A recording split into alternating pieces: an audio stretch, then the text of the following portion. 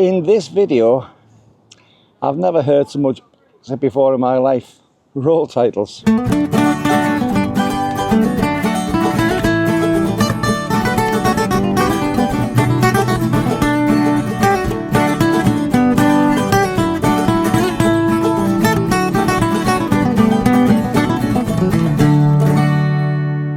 hi YouTube, Brian James at Mega Four Thirds Guy with you once again. And the other night I was watching a video from one of my colleagues online who's got a photography channel, and there was somebody talking. They were in one of these sort of joint things, assessing other people's photographs. And there was I think they were on with Tony and Chelsea Northrop, but it wasn't those I'm on about, it was the person that was on with them. And they talked about clipping in and, you know, cropping in to take a photo of a bird, a little bit of post-production. And this guy, the arrogance was incredible. I don't do any post-production. I don't do anything at all in post-production. I never have. I've been shooting since film days, and I've never done post-production. I don't do any post-production. I do it straight as it comes out the camera.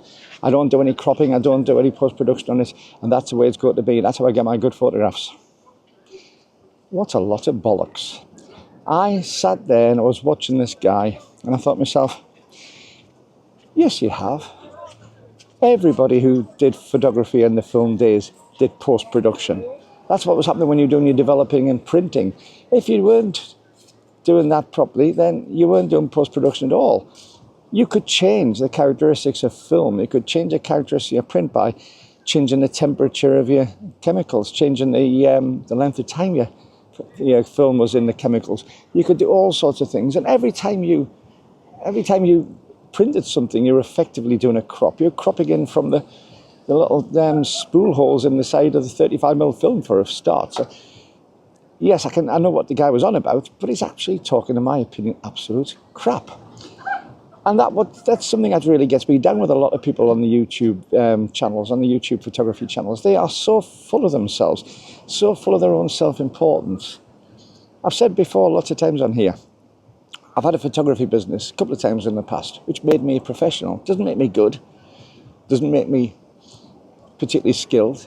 It just meant that I was doing my photography for a business, for money coming in. And I was quite good at that. And I was quite good at the style of photography that I did, which was mainly portraits and commercial. But it doesn't make me a great photographer.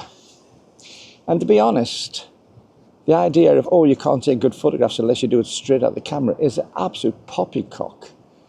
I mean, you're limited coming out the camera. You're limited, first of all, for what aspect ratio the manufacturer of the camera has decided you will have.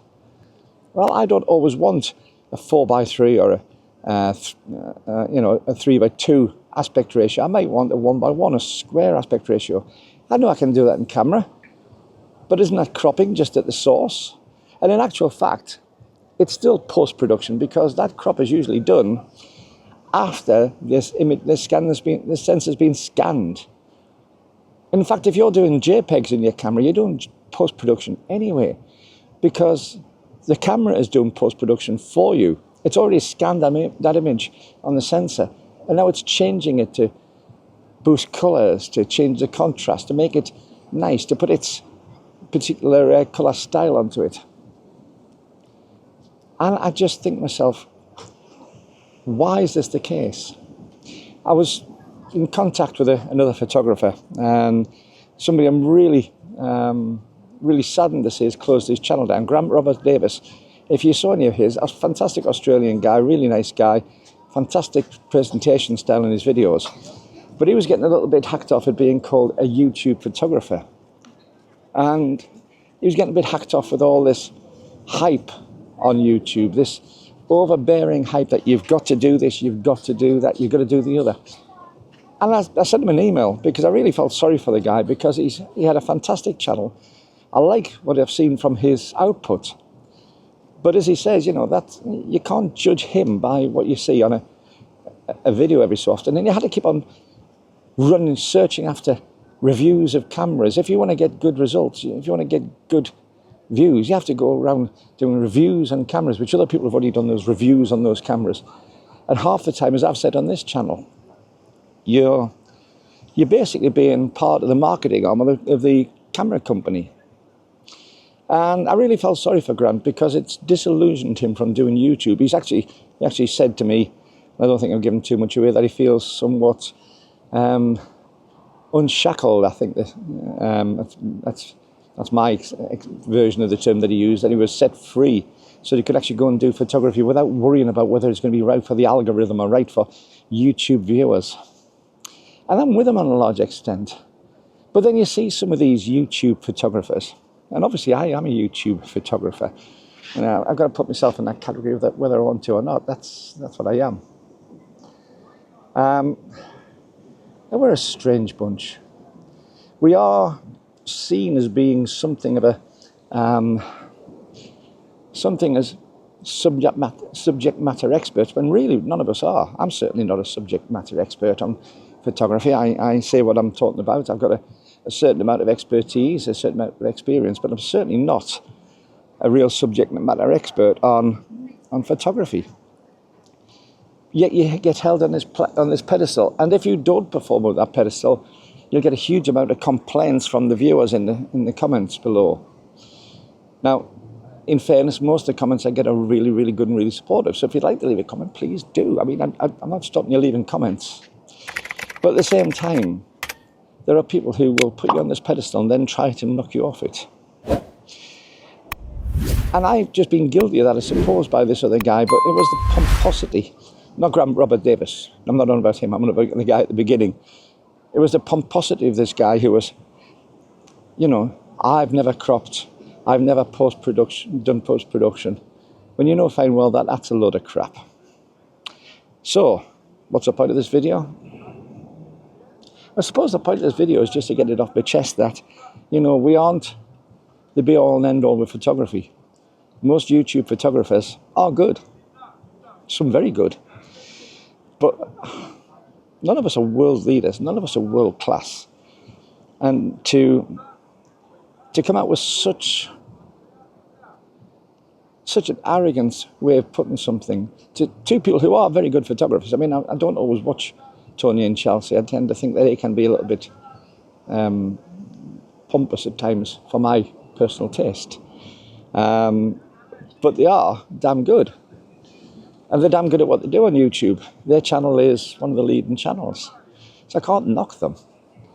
But I just thought this arrogance, which was snapped back to Tony, it wasn't even said in what I consider a pleasant way. It was snapped back. I'm superior almost because I do this. You tell me what you think about photographers. I mean, on YouTube, you know, you're welcome. People have slagged me off enough on this. But I don't claim to be a great photographer. I never have. I never claimed to be somebody who's got the only knowledge that everybody should follow, be almost Messiah-like. I'm certainly not that good. Anyway, let me know what you think below. I'd really appreciate finding out. The channel I saw this on, actually, was April Clayton's channel. If you do get to see April Clayton's channel, and I'll try to remember what the link is. I can't remember as I'm talking what the link is, but I'll try and put the link to her channel. It hasn't been going very long, but she's already doing quite well on it. She's a lovely young lass who's dropped me a few emails in the past, and we've chatted online and things. She's a really good person, and she does some good work. She's okay, and the new channel's really interesting. So if you get the chance, I'll drop you. As I say, I'll put the link on the bottom here, or not the link, the channel name on the bottom here, and please check her out because she could do with the support, and I think she's doing really well.